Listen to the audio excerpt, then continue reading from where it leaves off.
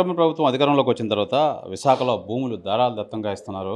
అయితే కొన్ని ఎమ్మెల్సీ కంపెనీలకైతే వీళ్ళు వంత పాడుతున్నారని చెప్పిన నేపథ్యంలో విశాఖ వైఎస్ఆర్సీపీ ఈ పార్టీ అధ్యక్షులు కేకే రాజు అయితే ఆరోపిస్తున్నారు. మనతో పాటు కేకే రాజు ఉన్నారు. సార్ చెప్పండి, ఏ విధంగా చూసుకోవచ్చు ఈ భూమి కేటాయింపులు? ఇప్పుడు వైఎస్ఆర్ కాంగ్రెస్ పార్టీ కానీ గత ప్రభుత్వంలో కానీ ఇప్పుడు కానీ మేము పెట్టుబడులకు వ్యతిరేకం కాదు, ఉపాధి కల్పన రావాలి, పెట్టుబడులు రావాలని మేము మనస్ఫూర్తిగా మేము కోరుకుంటున్నాం. ముఖ్యంగా ఎన్నికలకు ముందు ఈ కూటమి ప్రభుత్వానికి అనుకూలం ఉన్న పేపర్లోని టీవీల్లోని అబద్ధాలు అసత్యాలతో విశాఖపట్నంలో ఉన్న భూములన్నీ కూడా అన్యాక్రాంతం అయిపోయినాయి. విశాఖపట్నం కలెక్టరేట్ను కూడా అమ్మేశారు, విశాఖపట్నం కలెక్టరేట్ను కూడా తాకట్టు పెట్టేశారు, ఆంధ్ర యూనివర్సిటీ భూములు దారదత్తం చేశారని దుష్ప్రచారం చేశారు. వాస్తవానికి జరిగింది ఆంధ్ర యూనివర్సిటీలో కావచ్చు, ఇంకో చోట కావచ్చు, వైఎస్ఆర్ కాంగ్రెస్ పార్టీలో ఎప్పుడు కూడా మేము ప్రతిదీ కూడా ప్రొటెక్ట్ చేశాం. ఈరోజు మీకు అధికారం వచ్చి 14 నెలలు అవుతుంది. మీరు ఏదైతే ఆరోపణలు చేశారో, ఏదైతే కథనాలు చేశారో, మీరు అధికారం ఉంది నిరూపించవచ్చు కదా. అంటే వాళ్ళు చేసిందంతా ఆ రోజు వాళ్ళు ప్రచారం చేసింది వాస్తవాలు కాదు.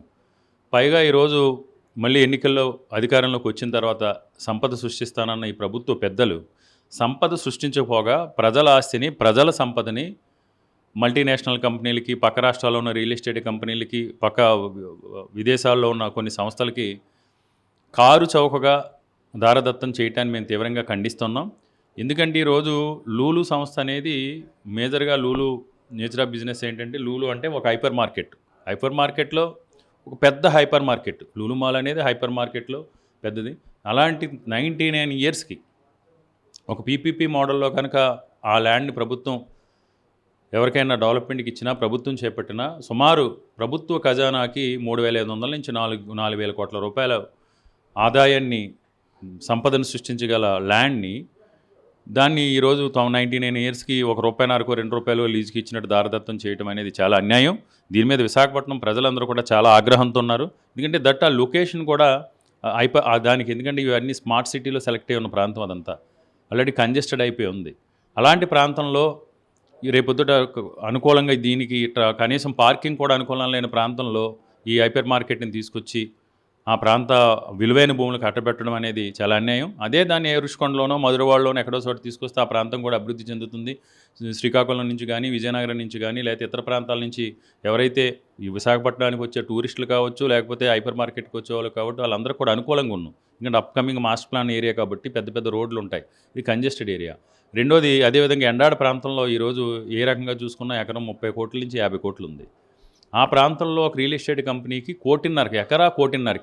ఎకరా కోటిన్నర కట్టబెట్టడం అనేది మనం ఏ రకంగా చూడాలి? అంటే దీని వెనక ప్రభుత్వ పెద్దలు అంతర్గత ఒప్పందాలు లేకుండా ఏ విధంగా చేస్తారు? సరిపోయి మీరు చేసిన ఒప్పందాలకు సంబంధించి ఆ ఒప్పందం ఏంటో బహిర్గతం చేయండి. ఎంతకాలంలో మీరు అప్పచెప్పిన 30 ఎకరాల్లో ఏ రకమైన ప్రాజెక్ట్ చేస్తారు? ఎంతమందికి ఉపాధి కల్పిస్తారు? ఉపాధి కల్పించడంలో క్రమంలో ఏ పే స్కేల్లో ఎంతమందికి ఉపాధి కల్పిస్తారు? ఎగ్జాంపుల్కి ఏ ప్యాకేజీల్లో ఎలాంటి సంస్థలను తీసుకొస్తారు అనేది మీరు బహిర్గతం చేయండి. ఎందుకంటే వాళ్ళు రియల్ ఎస్టేట్ వాళ్ళు సర్వీసు స్పేస్ ప్రొవైడ్ చేస్తారు అంతే. నాకు తెలిసి, నాకున్న ఇన్ఫర్మేషన్ ప్రకారం సత్వా కంపెనీ అనేది రియల్ ఎస్టేట్ కంపెనీ, వాళ్ళు కన్స్ట్రక్షన్ చేసి ఐటీ స్పేస్ లాంటిది ప్రొవైడ్ చేస్తారు. మళ్ళీ అప్పుడు ఐటీ స్పేస్ ప్రొవైడ్ చేసిన తర్వాత ఎవరో రావాలి, లీజుకి తీసుకోవాలి. ఆ లీజుకు సంబంధించి ఆ కంపెనీకి వీళ్ళకి సరైన రేటుకి అవగాహన కుదరాలి. ఇవన్నీ కూడా జరిగే పనులు కాదు.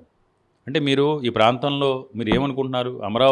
అమరావతికి విశాఖపట్నానికి పెట్టుబడులు వస్తే అమరావతి అభివృద్ధి చెందదని, ఈ ప్రాంతంలో విలువైన భూములన్నీ కూడా కొన్ని కంపెనీలకు దారదత్తం చేసి, ఇందులో తప్పకుండా ప్రభుత్వ పెద్దలకు సంబంధించి అంతర్గత ఒప్పందాలతో జరుగుతున్నాయని మేము అనుకుంటున్నాం. లేదనుకుంటే ఆ ఒప్పందాలన్నింటినీ కూడా తేటతల్లం చేసి మీరు బహిర్గతం చేయండి.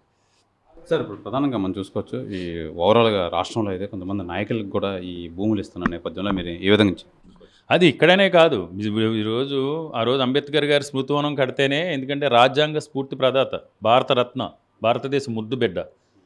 ఈరోజు భారతదేశ రాజ్యాంగం అనేది ప్రపంచ దేశాలు, మన ప్రజాస్వామ్యం ప్రపంచ దేశాలకే ఆదర్శం. ఈ 76 సంవత్సరాల స్వతంత్ర భారతదేశ చరిత్రలో మన ప్రజాస్వామ్యతంగా ఈ దేశం ముందుకెళ్తుందంటే ఆ మహనీయుడు రచించిన రాజ్యాంగం.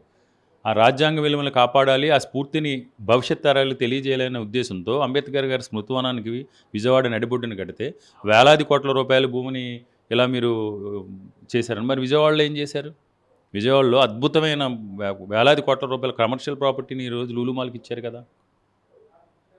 అదేవిధంగా ఈరోజు కొంతమంది నాయకులకి కూడా అంటే ప్రభుత్వం అధికారం చేతిలో ఉంది అని వాళ్ళకి ఇష్టానుసారం వాళ్ళకి నచ్చిన రీతిలో ప్రజల సంపదను అందరూ కూడా ఈరోజు దారదత్తం చేస్తున్నారు. ప్రజలందరూ కూడా గమనిస్తున్నారు. తప్పకుండా ప్రజలు సరైన సమయంలో సరైన గుణపాఠం చెప్తారు.